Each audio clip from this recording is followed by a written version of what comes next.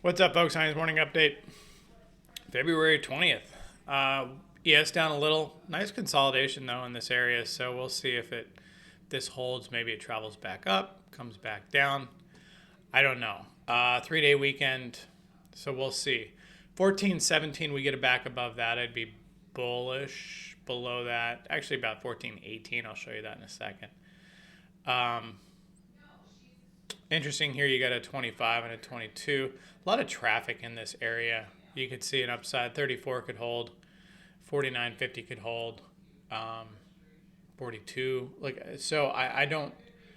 We'll see. 60, obviously 66 is your high. So these levels, maybe 50 is what I'm looking at upside.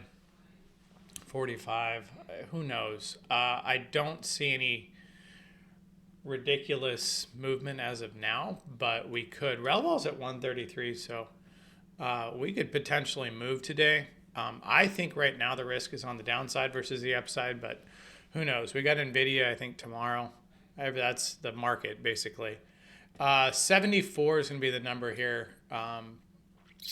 For downside, we lose that, possibly 68, and then we get into that 30, 49.36 level. And here's that 37 level. So worst comes to worst, you get the 85.80. Well, 75, 72, but that 84, 85 level could hold.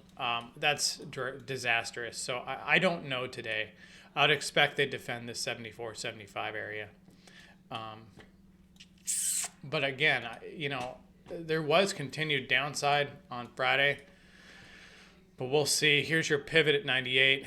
My magic green line here is at 18, and we're below that. So if we can get back above that, then I would be happy for the upside. 50.28, that's decent. 50.44, okay. 75.91. 75 would be a target if they tried to pop it above that all-time high. 82 and 49.51. So again, here's that 39.36. That spike, we came up, right? So we dumped, that was that dump down, pop, and then came back up. The thing is it really didn't, are we going to stage back for a bounce, or, is it going to continue down? And I can't answer that.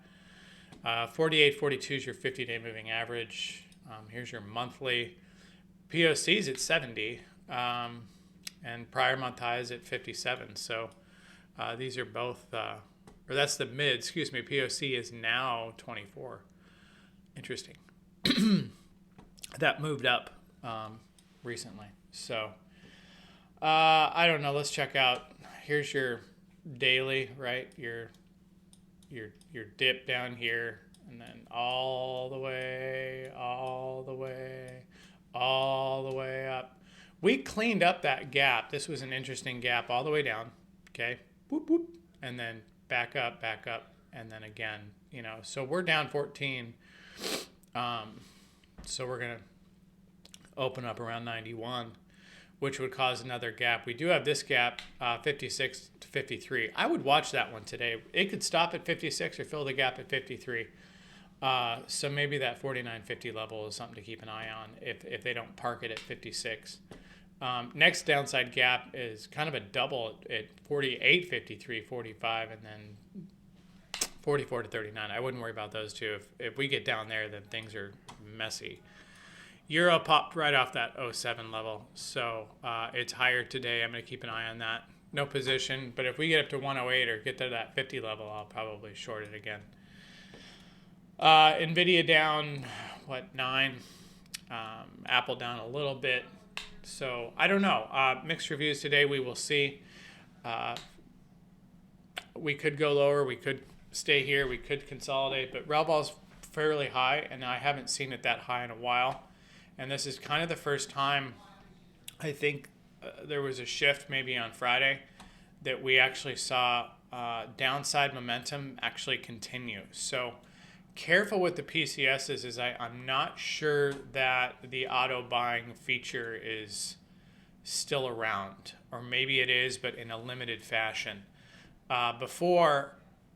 During this for the last probably few months, you could throw a PCS on anywhere and get bailed out.